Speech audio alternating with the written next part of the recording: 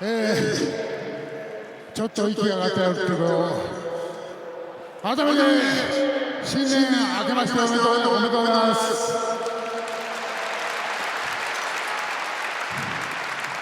今日はアントニオ猪木さんの追悼大会にご来場いただき本当にありがとうございます。まだまだこの後猪木さんの投稿を持って上がる選手一回までどうぞご期待ください。せっかくですから例の猪木さんのあれをいきましょう。どうぞご唱和ください。いきます。1、2、3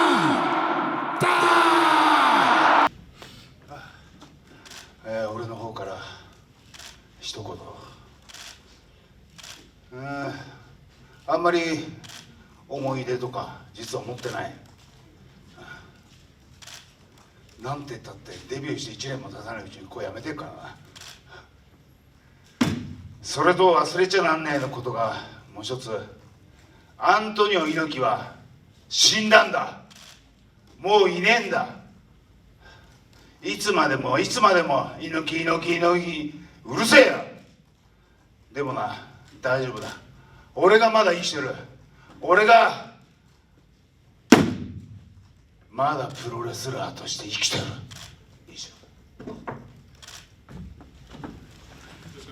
新年明けましておめでとうございます。新年最初のドームでね、アントニオ猪木メモリアルマッチという冠がついた試合にまず出れたことが自分にとっては何よりも、嬉しいし、ものすごく光栄なことですね。それで、今回鈴木さん、鈴木軍離れて初めて、組んで、あとは藤波さん、僕は人は違えどタイガーマスクということで、昭和新日軍みたいなね形で、組んだんですけども、やはり、どうしてもジュニアヘビー級の、損というかね、やっぱりヘビー級の人に向かっていく部分で非常に、体当たり負けみたいなねあったんですけども、僕は多分、鈴木さんもちろん藤波さんはもちろんのこと、鈴木さん、よりも猪木さんと接していただいたのはすごく少ないんですけども、2006年のイタリア興行からですね、ものすごく猪木さんに可愛がっていただいて、東京に戻ってもいつも電話かけして呼ばれたりとかして一緒に食事をさせていただいてて、非常に猪木さんには可愛がっていただいて、一つ猪木さんから言われたことはですね、もちろん勝負だから勝ち負けというのはある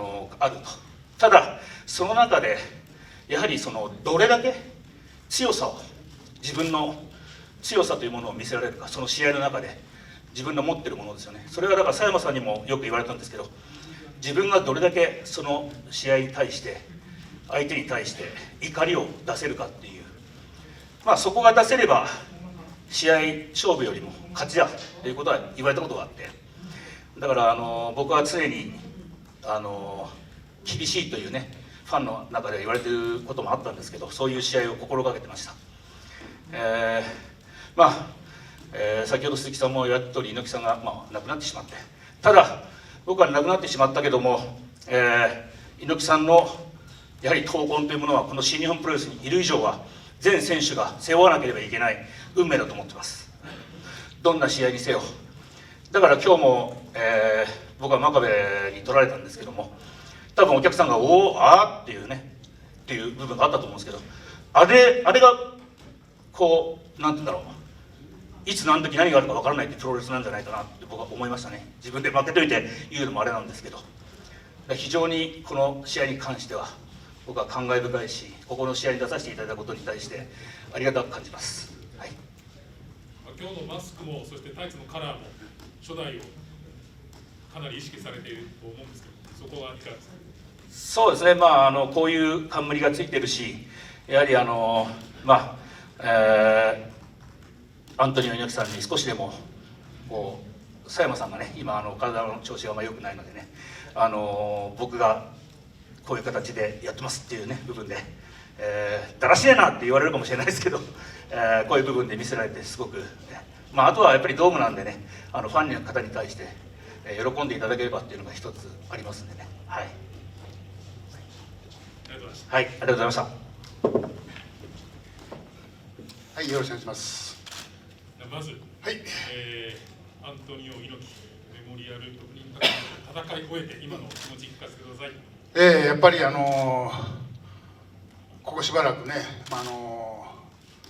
アントニオ猪木さんのね、やっぱ影っていうのか、やっぱどうしてもこれは我々の世代からすればこれは忘れることはできない、自分自身は特別なのかは知りませんけどね、僕は思いっきり、引きずっていこうかなっていう、これまだ自分自身がね、アントニオ猪木を見足らないっていう、まだまだ見ておきたかったっていうのがね、まだ本当にここの子にあるんでね、やっぱそういうのと同時に、やっぱりこれはもう猪木さんにはなれない、また真似をしようとも真似はできない、闘魂っていうのはね、我々のでも少しでも猪木さんの言わんとするファイティングスプリットにね、少しでも近づいていければなっていうのをね、今日もまだもう昨年の10月以来、なんかまだ足が浮き足立ってるみたいなね、なんか地に足がつかないような、そんな感じなんですけどね、これも徐々にそれを克服するしかないんですけどね、とにかく自分は思いっきり背中に背負って、リングに上がり続けていきたいと思いますね。はい、今日のその試合で猪木さんに何かこう伝えたいメッセージみたいなのありましたか？今日はね、世代がだんだんこう変わってきてね、本当にもう猪木さんみんな、知る選手ばっかりなんだけど、やっぱり特に、そういう中で、みんなそれぞれ自分の動きをしてるし、これがどっかで、なんていうのかな、戦う、シングルであったりとかね、いろんなのになるとまた戦うシチュエーションは違うんでしょうけど、こういう今日はこういう感じなんでね、特に僕が今日、入ったからちょっと今までのチームワークとちょっと違ったんでね、ちょっと戦いづらかったのかと思いますけどね、でも誰が6人の中誰が、勝利を取ってもねおかしくないっていう相手ばっかりなんでね、そういう中で今回僕は入りましたけど、とにかく、久々の僕自身がねちょっと、興奮しすぎたのかなっていう、1.4 の東京ドームっていうことがあるんでね、久々の新日本プロレスの 1.4 ってこれ特別なんだよね。今日もこの会場入りする前にね、やっぱりファンがずっとやっぱり押しかけてる中で、やっぱりいろいろ全国からこう来てるっていうか、これ懐かしいなというのもあってね、やっぱ自分自身からすれば、慣れ親しんだ新日本のリングであるんだけど、やっぱり、しばらくこう上がってなかっただけにね、やっぱりこう、なんかこう新鮮っていうのか、やっぱりちょっとこう浮き上がっちゃいますね。はい。でもすごくいい心地のいい時間だったですね。そして最後に、はい。例のダーをやられましたけれど、これはやってよかったのかな。本当はこれやったらお客さん帰っちゃうんだよ。今大丈夫？お客さんいる？まだ大丈夫ですか？まだあとこれからが始まる試合なんだよね。これからがね、じゃあお客さん分かってるから大丈夫でしょう。いやでもね、お客さんはね待ってるんだよね。やっぱこの今日の、アントニオ猪木さんのねメモリアル大会っていうこともあるんでね、これも自分自身が許されてるおたけびなんでね、これも自分自身のこれからのこう気合を入れる意味でね、お客さんはまだ最後じゃないんで、お客さんも中途半端にこう最後ダーを上げてましたけどね、でもこの後最後誰かが締めてくれるでしょう。はい、ありがとうございました。ただ久々の声出しでのそのダー、お客さんも皆さん一緒に声出てましたね。はいはいこれは良かったんじゃないですかね。はい。ただ本当に引き続き51年目に、そうですね。はい、僕自身はね、これからも新たな今もう50周年終わりましたんで、新たなこれから目標をまず掲げてね、猪木さんが常にバカ野郎って言われないように、肝に銘じてねリングに上がりたいと思いますので、はい、よろしくお願いします。今年また1年よろしくお願いします。ありがとうございました。はい。藤波さん、はい、猪木さんと最も長い時間を過ごしてきた藤波さんにとって、時には戦うこともあって、猪木さんの一番すごい部分っていうのはどういうところだったんですか？やっぱりね、こう我々がこう年間多い時は25060試合やっててね、長い巡業の中でやっぱりこうだらける時があるんだけど、そういう時でもやっぱりなんかその姿を見せちゃいかんっていうね、まあこれはプライベートの時はいいんだけど、やっぱり猪木さんが会場入りした時にね、やっぱお客さんの前では絶対それはダメだっていう、だからよく控え室からね、猪木さんが竹刀を持ってね、試合中ですよ、もうお客さんが入って試合中に、若手の試合中にちょっとこう長い授業の中でちょっとだらけてきた、これ別に怠けてるわけじゃないんだけど、やっぱりだらけた試合なのかな、やっぱそれが猪木さんが見たらね、控え室からガタンって音がしてね、見たら猪木さんがすごい血相を変えてね、竹刀持ってリングに上がってくるんですよ。で試合してる2人をね、ボコボコに殴るんですけど、やっぱお客さん何か分かんないんだけど、まあ我々レスラーは分かる、猪木さんが何を言わんとしてるか分かるんですよ。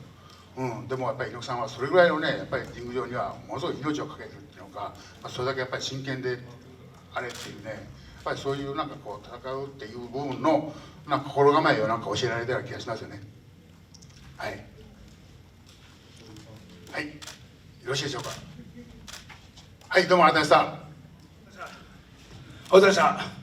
まずこの今の試合がそのアントニオ猪木メモリアル6人タッグマッチというタイトルで戦われた、そのメンバーとして戦った、まあ、こう思いというか気持ちを今聞かせてください。まあだって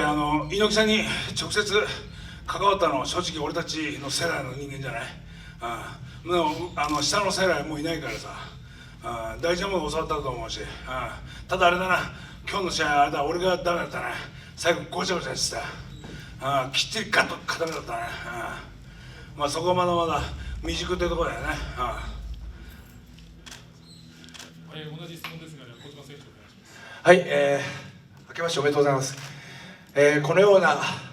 大会で、そして猪木さんの冠がついている試合に出れて本当にありがたいなと思います。私は多分今日いたメンバーで一番猪木さんから多分縁遠い人間だと思うんですね。そんなにご挨拶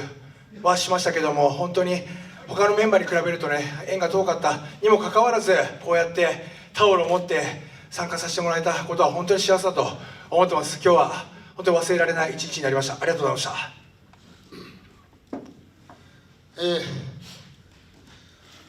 今年の東京ドームアントニオ猪木追悼試合って形でね参加させていただきました。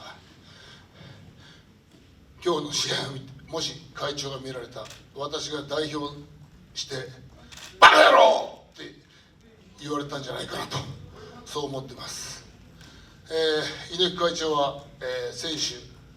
全員に何か言いたい時はいつも私を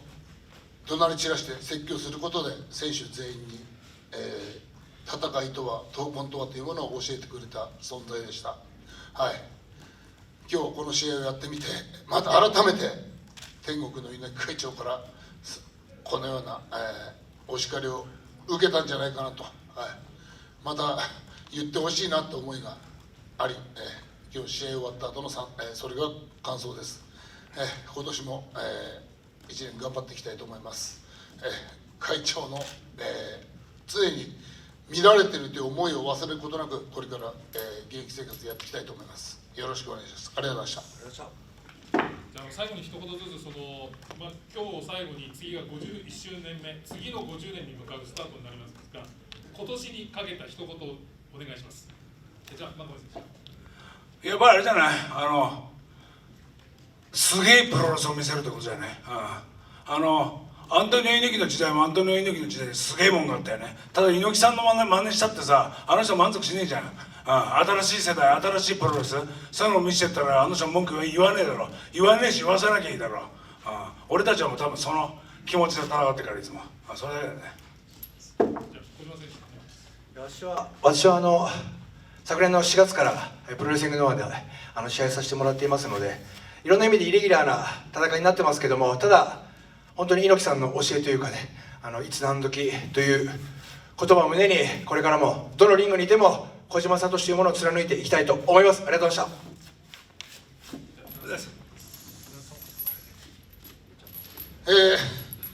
51年目ですか、今年になりますけども、やはり新日本プロレスの看板を背負っている限りはいつ何時猪木会長の目が光っていることを肝に銘じて、これからいろんなところで戦っていきたいと思います。本年もよろしくお願いします。